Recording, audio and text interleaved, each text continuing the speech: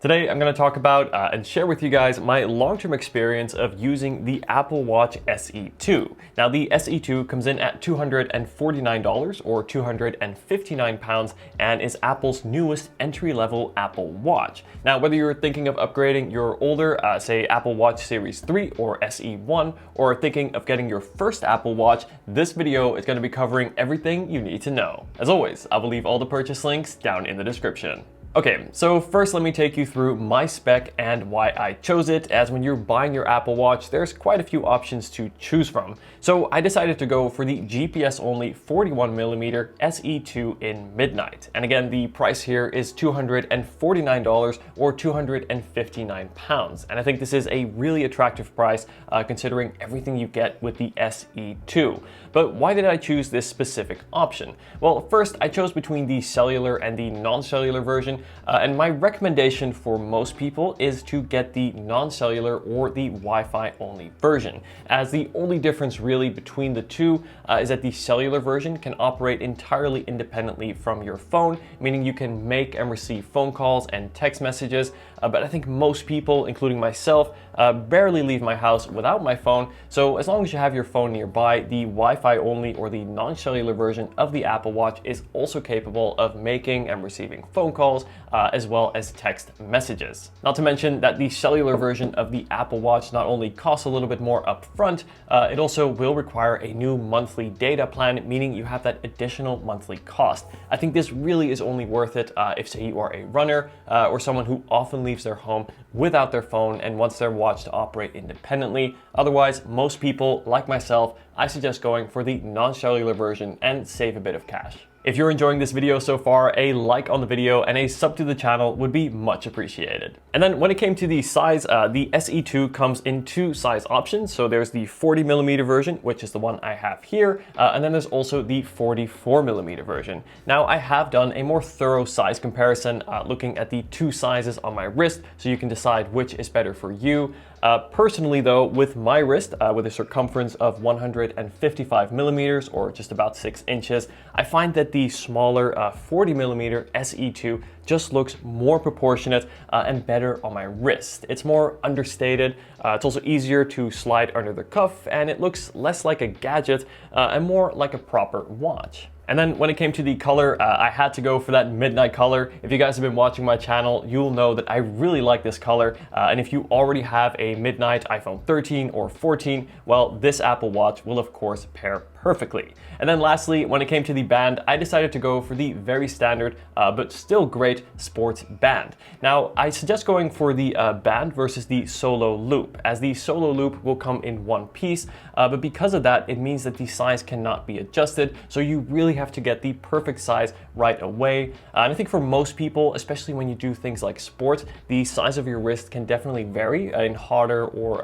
colder environments, and this is where I think a two-piece buckle like you get with the standard sports band is a much better approach. Not to mention that the darker midnight color is also better. I think it's more versatile and pairs well with more formal as well as casual occasions. Overall, I think the watch band mechanism on the Apple Watch is great, mainly because Apple has kept it the same for so many years, meaning you have so many bands to choose from, both from Apple as well as third-party manufacturers. But if you're getting your first Apple Watch, I think the sports band is a great place to start. It is versatile, comfortable on the wrist, and it's also durable and easy to clean if you do things like exercise or working out.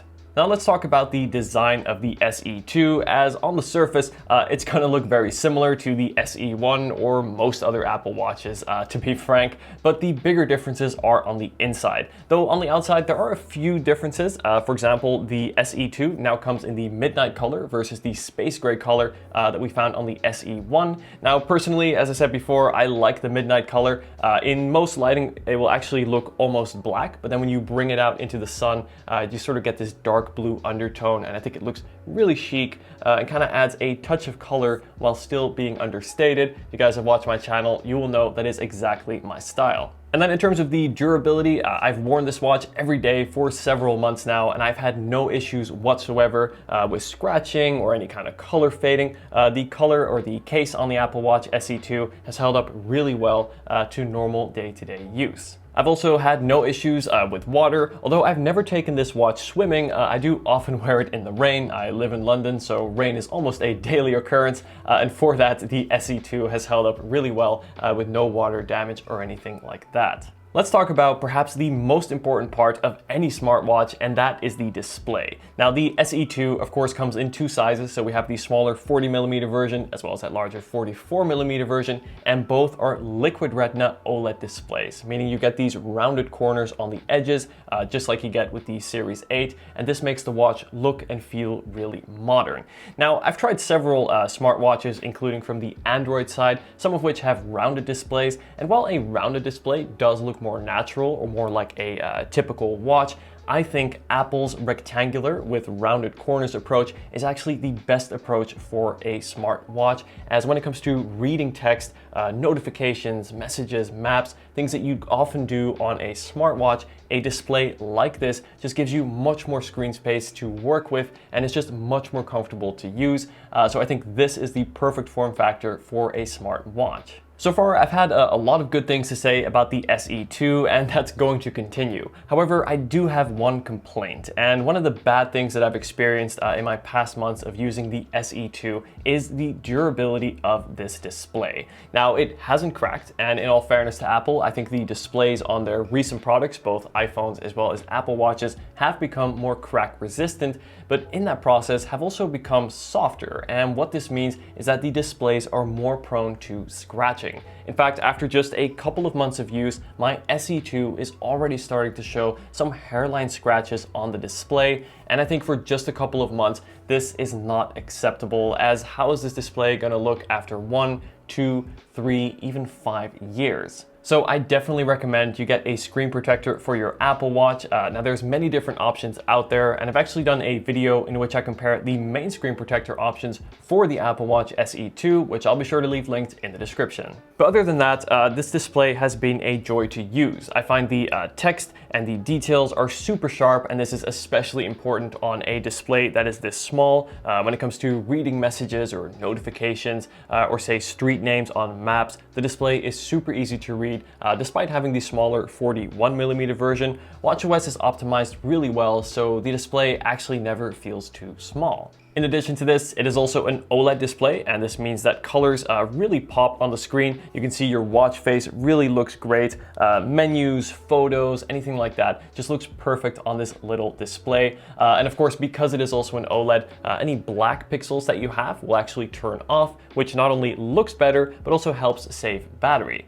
Not to mention, I also found the auto brightness on the Apple Watch to be exceptionally great, where it will dim to a point where at night it is still comfortable to see, while at the same time when I go outside, say in the sun, the display is always legible and easy to read. I think somehow the auto brightness on the SE2 just adjusts really quickly, in fact quicker than on the iPhone, so that whenever you look at it, the brightness is already set. The only big feature that you do miss on the SE2 compared to say the Series 8 or the Apple Watch Ultra is that always on display. Now, if you've watched my channel for a while, you'll know that I'm a big fan of the always on display, and I do think that for some people or for many, this may alone be enough reason to upgrade to the Series 8. However, if you are starting out or getting your first Apple Watch, again, this may be something that you don't need as much, where the SE2 is still a great first watch, and it just means that you'll have to turn your wrist to see the time or to tap the display to wake it, as it won't be always on as on the Series 8.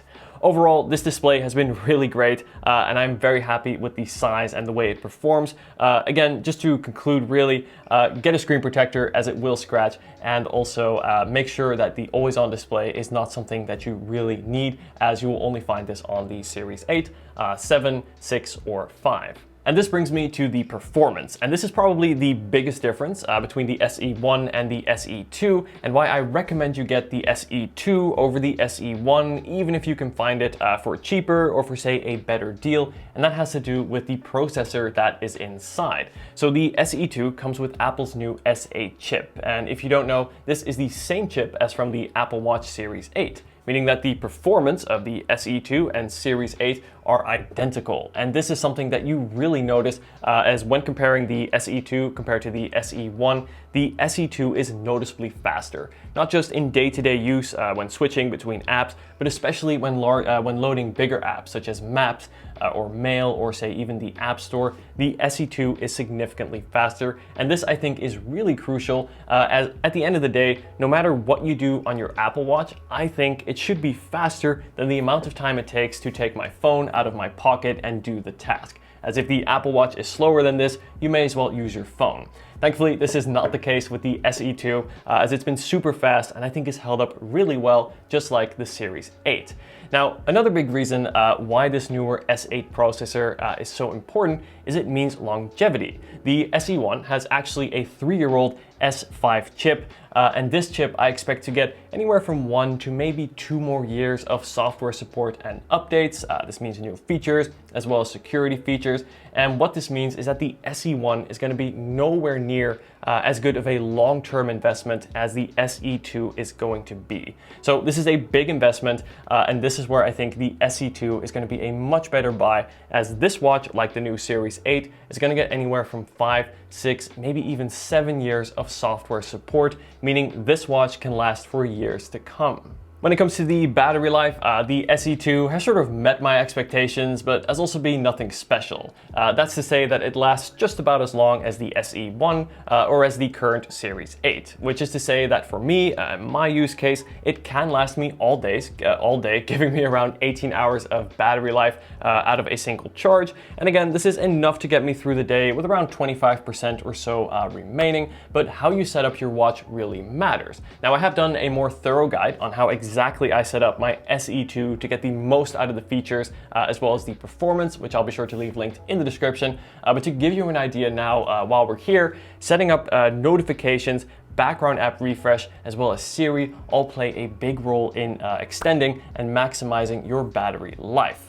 Now, the SE2 does not have the same fast charge that you'll get on the Series 8 and the Apple Watch Ultra, though still I find it to charge fast enough, where I typically charge it in the morning whilst I get ready for the day, and in that 30 to 45 minute period, it can typically charge from around 20% or so to 80 to 85, which is enough for a full day. And this is where I want to talk about my favorite features of the Apple Watch SE2 and why I use an Apple Watch every day. So the first thing that I use my Apple Watch for most is seeing and receiving notifications. Getting notifications right on the wrist is just so useful, especially when you're in the middle of another task without having to grab your phone and probably get distracted from whatever you were doing. I can quickly glance at my wrist to see what's come in, and if it's a message, I can also respond to that message with dictation or even preset responses. I think this is just a really great way to still be in touch with your notifications, see what's coming in without being distracted and taken out of your current task. Now, I do think it is important to only allow important notifications to come into your watch, as if you let everything come in, it may get a bit much. So my suggestion is to go to your notification settings on the Watch app on your iPhone and manually select which notifications you want to come in. For example, certain social media apps, finance apps, or messages, as other notifications from like shopping apps or games don't need to be coming into your phone, let alone to your wrist. Apple is known for creating a whole ecosystem around their products, meaning you don't just get a product that works really well on its own, but also a product that works well with other Apple products. And I think the Apple Watch is just a perfect example of this. There's a few small features that this enables that I really enjoy. And the first is it will actually automatically lock and unlock my Mac whenever I am near or far away from my computer, meaning I don't need to type in my password or even use Touch ID on my keyboard.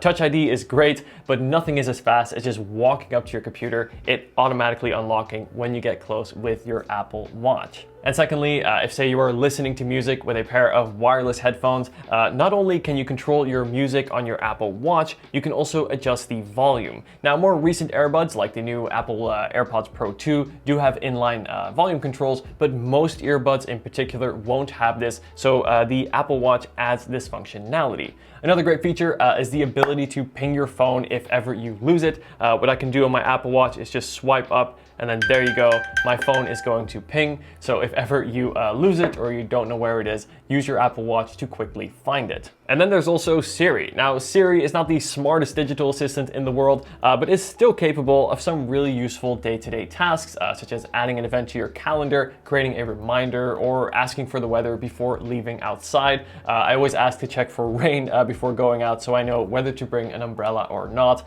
And for these simpler tasks, Siri has been great, and having it right on the wrist is just so easy to use, more accessible, and because it's so easy to use, I find myself using it more. And then here in London, I use Apple Pay every day to pay for many different things. For example, public transportation to my morning coffee, and even full grocery orders, as your Apple Pay can store all of your bank cards, and then a quick tap with your wrist to pay. It is secure, safe, and fast, and is my favorite way to make payments. And speaking of getting around town, maps on the Apple Watch is really nice too, especially getting turn-by-turn directions. If say you are walking or biking without having to take your phone out of your pocket, you can just look at your wrist and see where to make that next turn. It is super convenient to look at a glance. And the last main feature that I use on my Apple Watch is the activity rings. Now, the activity rings are a great way to keep track of your activity throughout the day, as you'll get these rings that sort of gradually fill up as you go. You can see I still have a long way to go for today's rings, but this really gamifies almost the amount of activity you get in a day. And I just find it really satisfying to complete these rings every day. And if say I am close to completing them, I'm gonna go out for that one extra walk just to fill those rings. It kind of gamifies activity and ensures you get a moderate level of exercise each day, and find it to be quite satisfying to complete. All right, so after all of this, who is the Apple Watch SE2 for? Well, I think the SE2 is the perfect first Apple Watch, as it offers all of the core Apple Watch features at a really attractive price. Coming in at just $250, Apple really sets the bar high with their first Apple Watch, and again, it really offers all of those core features and gives you that true Apple Watch experience. Especially now with the SE2, with that new SA chip, you get a watch that is going to perform very fast today, but also for many years to come, with I said around 5 to 6 years of software support. So whether you're thinking of upgrading your older SE1, Series 3, or getting your first Apple Watch, I would say the SE2 is one I can highly recommend and definitely suggest you check out. Anyway guys, those are my thoughts on the Apple Watch SE2. After using it for several months, I can say I really enjoy using this watch, and again, I can highly recommend it, so I will leave the purchase links to the SE2 down in the description, as well as links to my complete Apple Watch guide, as well as my Apple Watch screen protector video to make sure you do protect this wonderful, though not so scratch resistant display. Thank you so much for watching guys. If you have any questions, please leave them down below, and I'll see you in the next video. Take care.